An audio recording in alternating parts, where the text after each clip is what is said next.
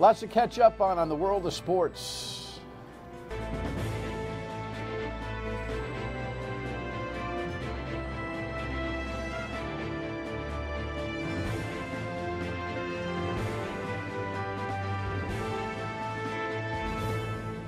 The Dan Yorke State of Mind program is brought to you in part by Lookout Rhode Island and Taco Comfort Solutions. You know, we purposely didn't put in anything on Stormy Daniels for tonight, only because, you know, we're kind of sports focused. But I'm thinking, why didn't we? We got Gresh here, for God's sake.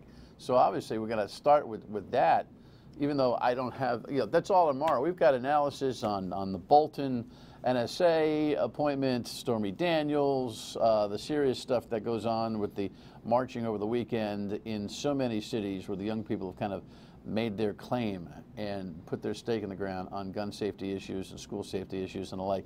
But the original intent here was to kind of wrap up where we are as we head toward a Final Four. There's Celtic stuff going on. The Patriots are flushing in and flushing out. We got the Red Sox getting ready for their opener in will be a bone-chilling Fenway next week.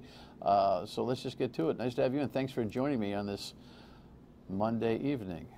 Headline, of course, this was the news last week, and actually it's kind of interesting. I'm wondering when this is going to become yesterday's news. Here's Dan Hurley at UConn. Oh my gosh.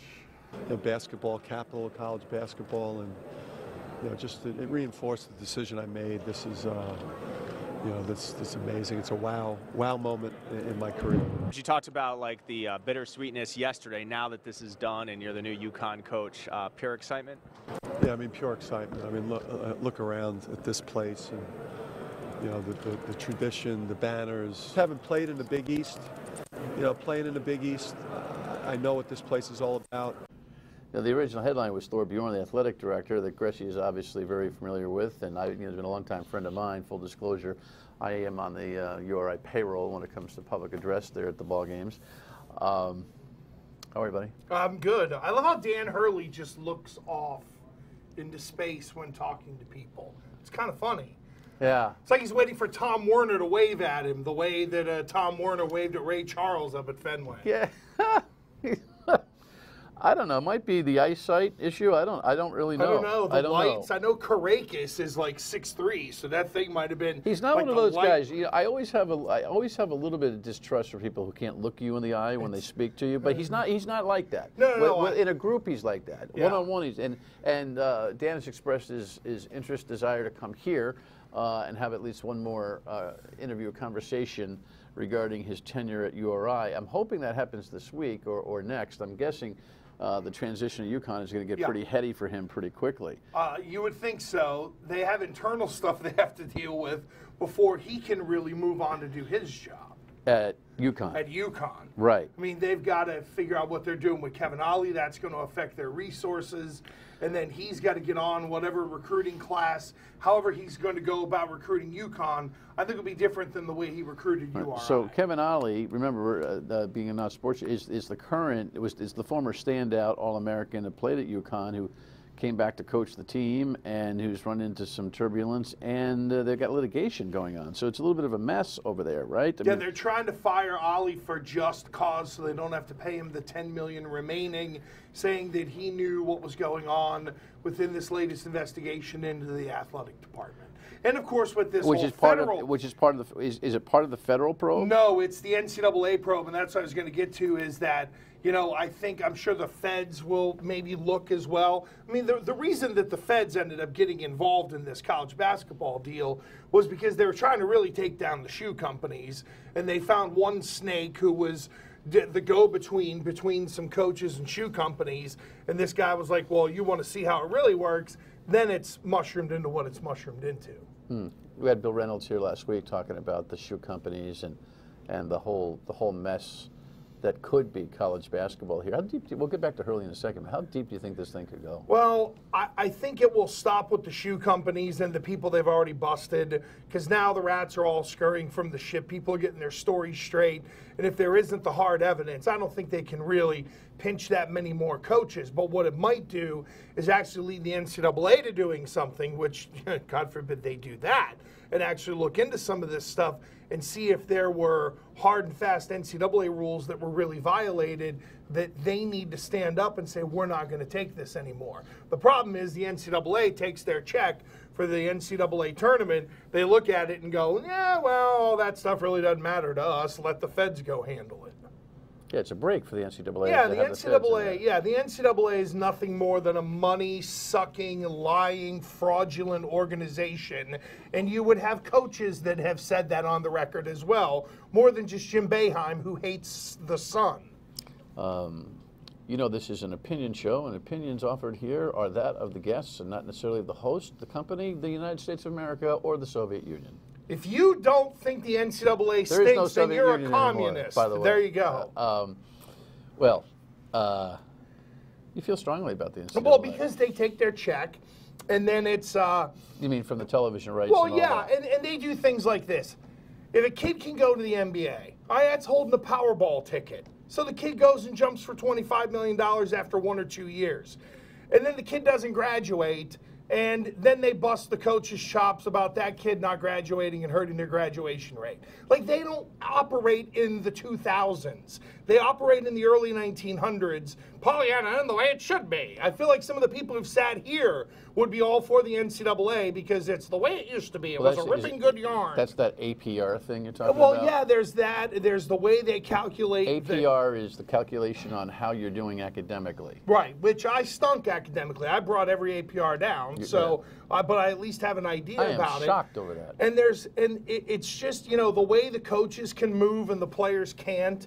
If a kid wants to transfer because his coach is leaving, then the school can put restrictions on where he can go. If it's what's best for the kid, and that's what it's about. The NCAA and all their institutions tell us it's about the kids. And then they do everything they can to not give them their piece of the pie, even if it's a tiny little piece, not give them extra benefits, and not give them the ability to move freely whenever they want to transfer, and they have to sit out of here. Come on, what are we doing? You don't want to pay these student athletes, do you? Yeah, but I want the ones who are bringing in the gate, or if they're selling a lot of merchandise, then they have the ability to get a little piece of it. There's no way, there's no reason why we can't come up with, say, autograph signings where welcome in the sycophants, and people pay their $25 or whatever, and they get to meet the Rams or meet the whatevers, and they get their stuff signed and they get their pictures taken, and then the kids get a little slice of that at the end of the day. It's like it would be like an appearance for anybody else in any other public walk of life.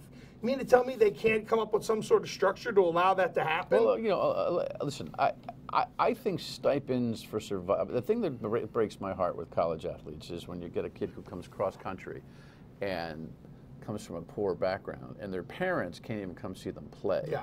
That's the stuff that breaks me, and I want to see those rules relaxed so that there's at least travel stipends or family support of some kind that makes the connectivity for the student athlete a little bit better. But let's not forget, I hate to bring an old argument to the table, but the value of a college education right now is anywhere from $100,000 to $250,000, and that is not chopped liver. No, it isn't. But of how many students go to URI? What, between 12,000. Okay. How many of those 12,000 have the ability to put 8,000 other people in the seat they pay a ticket for? That's why they get that nicety. Like when if you want to do the value of the scholarship versus the money that comes into the program, then I'd love to have that discussion because people bring that up all the time. But, with all due respect, there are a lot of kids down there that are getting scholarships, and I was one of them because football stunk, and the biggest crowd we had was about 8,000 when we beat Connecticut on homecoming in the rain. There are lots of kids down there getting scholarships where it's not paying the university back. And, it's like, okay, we mention the scholarships all the time, but there's a hierarchy even within that. There are kids that are bringing money into the school, and then there are kids that are there to play a sport and get their education and be a part of that athletic program, not a part of its economic engine. All right, when we come back, we'll get back to the actual discussion on Coach Hurley. There's some turbulence with the Celtics injury-wise. Patriots are throwing players back and forth all over the place. Lots to do.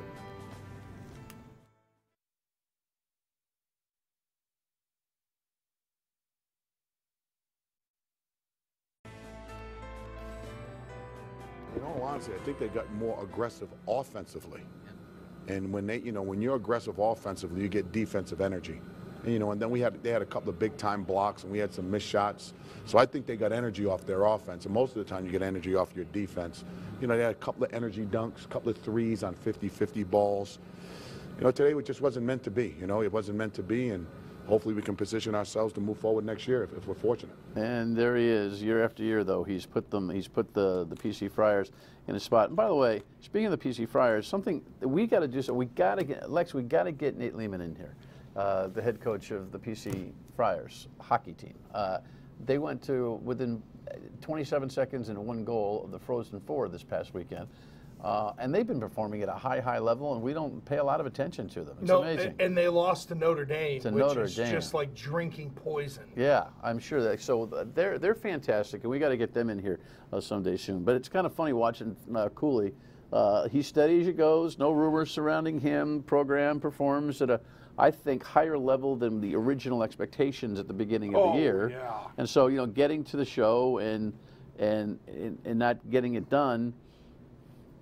I think he's continuing to do everything that he's been asked to do there. And my expectations for him are, if you're in a tournament 3 out of 4 years, you're good. I mean, the NIT is still okay. You want the NCAA tournament. Right. He's done it 5 in a row.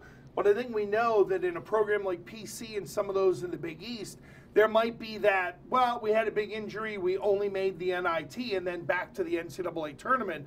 Oh, people haven't gotten so spoiled with Ed Cooley that they think that that's some sort of failure. It used to be a time where it would be begged to go to any of the postseason tournaments. So Hurley leaving is a phenom. What was your gut take on the whole thing? Well, I thought he was going to go because there was going to be more money, more resources.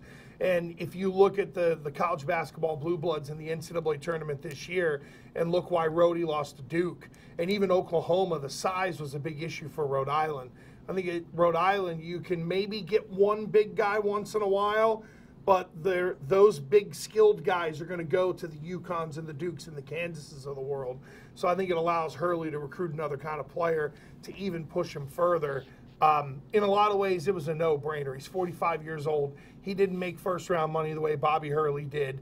This is his Powerball contract. Yeah. I think he's legitimately, not this week, but last week, broken up over Oh, I think so. That's, we joked about the way he looks around. Some of that's nervousness, too, because I do think there is a part of him that really tugs to pull him back this way, but he did what he had to do. It was, he's got a chance to make $20 million in 6 years. He ain't doing that here. So what is, just curious on your take on what URI does now. They're in a really interesting spot. Did you see that front page sports section syndicated piece on Pitino, Rick Pitino, the Knicks, Celtic, PC, Kentucky, Louisville, legacy Hall of Famer who gets jammed up in an investigation there at Louisville, but who's open about missing coaching so desperately? No. I'm just wondering whether you were going to be out there. No, well, you're going to be out there on this one. I don't want that guy. Here's the thing. That's the Herrick hire, right? Rhode Island has to be a school that looks for the next, not the last. Rick Pitino was the last guy to get thrown out of his job for cheating or issues or whatever.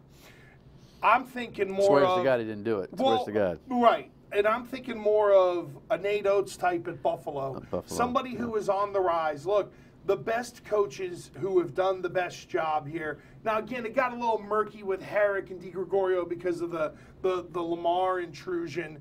But, I don't want Jim Barron again.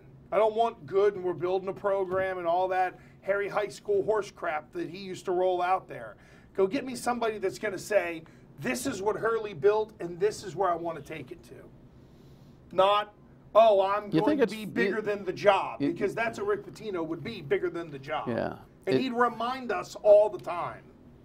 Is it fertile out there, the choices? Right now, no, but I think it's a year-to-year thing.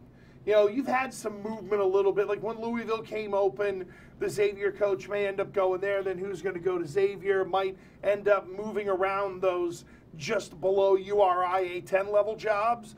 But this year there weren't a ton of coaches that were blown out, and the one who was at a big school, Kevin Stallings, is so bad that whomever walks into that job at Pitt needs 7 years to get it right. How's that happen? Because I'll tell you exactly how it happened. The AD worked for one of those search firm companies. We're talking about Pitt now. We're talking about Pitt now. How does a big-time college coach throw a goose egg up in conference play? Well, they hired a bad guy. Like Vanderbilt was like, sure, you can have him, and they bring in Stallings, and it's because the AD was connected to a search firm company. They hired the search firm company, and the guy who was in the search firm company used to be the agent for Stallings, so that's how he got the job. I mean, it's all this ridiculous incestuousness in that world. That to me, that's why Rhode Island has to keep finding the next guy. It means every 4 or 5 years the job might turn over, but what they need to get it to, what URI can become is like becoming a New England Patriot in that. Chris Long came here 2 years ago. He played 1 year for cheap money, then he got paid elsewhere with the Philadelphia Eagles. You can come to URI, you can make a good wage, you can build your resume, and then you can go take your job. And eventually, all the young coaches in college basketball will look at it and say, that's a good job to take because I can get to where I want to be. It's okay if you're URI to say that. And if one guy falls in love with it and you have a chance to keep him, then you're good to go. But otherwise, embrace what you are instead of complaining about what you aren't. Fascinating concept. Any instinct on who, what, where, how? Do they stay in-house? I don't think they stay in-house. I think they go outside, bring someone in. David Cox gets to go. I think the new guy comes in. He's the assistant to Hurley. Will he go? Will he go to UConn? Oh yeah. He'll get a. If he doesn't get the job, he gets a check walking out the door at URI and signs a contract at UConn in about 3 hours later once he drives there. What do the kids do? I think the kids are going to hang around. I really do, because something tells me that if those kids reach out to Dan Hurley, unless he wants to poach them, and I don't know if he's going to do that. I don't think to this program he would poach kids that were committed to coming here, considering how there was a real tug for him emotionally. But I think the kids hang around. And then the next coach can recruit the kind of kid that he wants to bring in. That's my gut. Well, he's hired good kids. I mean, he's recruited good kids. Yeah. So, I mean, they'd be the same kind of kids. Absolutely. Which is why I think this Buffalo guy might be a lead candidate, in that he comes from a Hurley orientation. Well, get ready, because I'm sure all the people that would call the Dan Yorke Show, $1 million buyout for a basketball coach? That's the buyout for the coach at Buffalo.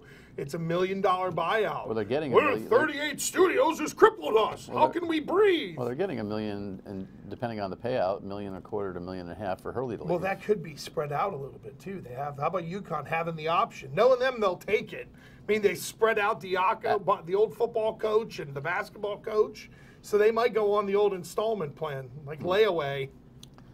Yeah, it's just, what a world. Hey, what a world. Hey, Kevin Ollie is fighting over whether he's only going to get a percentage of his $10 million or his whole $10 million. There you go. The football coach over there at UConn got fired. They wrote him a $1.1 million check out the door. He went to Nebraska, the old UConn football coach, signed on a 2-year deal, $850, $875, got fired after year 1, walked away with $875,000 for year 2 to sit on the beach and do nothing. That's good work if you can get it, man. All right, lots of goings on. The Celtics, Kyrie's kind of hurt. The Patriots are throwing players all over the place. Stay with us.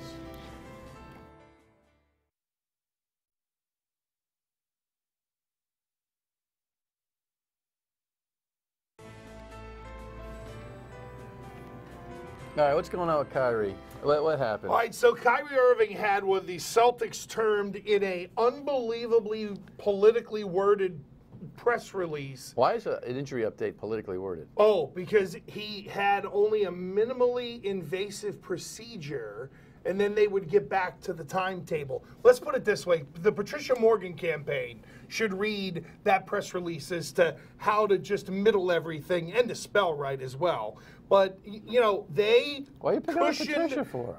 Who can't spell Alan Fung? Really? What are we doing here? She misspelled Alan Fung? Yeah, in a press release like 6 times. Anyway, So this press release was, the season isn't really over, Celtic fans. However, there's a chance with this minimally invasive procedure we find something where it may lead you to think the season could be over. They were dancing around it. Kyrie had some kind of tension thing in his knee taken out. He's got screws in there. What the hell? I don't know. And he's out 3 to 6 weeks. So he's on the same out pattern as Steph Curry with the Golden State Warriors. And I think what Kyrie wants to do, he had this minimally invasive surgery to get back so that he could try to beat LeBron in the second round of the playoffs. That's the spite and malice factor of Kyrie Irving that we should all embrace and love and root for, because that's what's going to push that guy to a championship. So you like the procedure? You like the timeout? I'm glad he didn't shut it down for the whole year, because then everybody would have been like, well, what the hell are we doing here? At least you get him back for the second round to try to beat LeBron. It is fantastic theater. And let's remember, the last time LeBron James left the Cleveland Cavaliers after a playoff loss, it was in Boston, where everyone rained booze down upon him, and it hurt his feelings as he was walking out the door. That's part of the reason why the guy went to Miami. You know, overall, I really do think that between the NHL and the NBA, those are the two most stressed athletes, kind of athletes that you have in professional sport. The difference is you can talk to an NHLer and you'd be lucky to get words out of an NBAer. Like the NHL guys, because they grow up around family, like some uncle or mom is taking them to a rink at 5 in the morning. Oh, you mean about their affability? Like in terms of their, the way they, Oh, no, y'all. But the NHLers deal with their stress very differly than the NBAers do. Right, the NHLers beat the hell out of each other on the ice and then forget about it and go have a beer. But I'm talking about just the physical stress, the actual 80-plus game series. You know, that's why the NBA is slow for 3 quarters. These guys can't go. And that's why you see such a turn-up in the NHL playoffs between what happens between games 1 and 80 and then bang, right? I'm amazed that these guys get through the seasons that they do. Everyone says, oh, the NFL, the average length is, 4 years max? But I'm sure that because of the physical contact, but the pounding that NBA and NHL athletes have to go through is unbelievable. Well, that's why Tom Brady's doing what he's doing, because that whole health, wellness, taking care of players is becoming a much bigger cottage industry that the guys who have a lot of money are really investing in. What's going on with the Pats? They'll be fine. I mean, I think they're going to draft a tackle. Keep an eye on this kid. We got a good tackle from the Pats at the Giants. Thank you very much. Yeah, paid 4 years, $60 million for him. That's unbelievable. I think the Patriots are going to draft a starter in the bottom of the first round. There's a kid Croston out of UCLA to keep an eye on, where with the 31st pick, I think he'll get a 5-year deal for about $11 million or something. What happens with the Sox? What do they do this year? You know, they'll be in it, obviously. They have better pitching than the Yankees, but the Yankees supposedly are going to smash the hell out of the baseball. No Pedroia for the first couple of weeks. All right, fine. Put Nunez or Holt or whomever in there, and you figure that one out. Jackie Bradley Jr. better hit better than he did in spring training. And, you know, they'll be there in the end. In September, we'll be sitting here doing tickle butt on the Red Sox and the Yankees. Because we all like to tickle butt. No, or is that Stormy Dan? What'd you say? She came across credible. So what? I don't care. It's a complete overreaction from the Dems as well. That goes all the way back to the day when Trump won the election. Don't even get me going on that for Well, if you care about Stormy or any of the things we talk about, Gresh, weeknights 6 to 9 on WPRO. He takes your calls. Final word when we come back.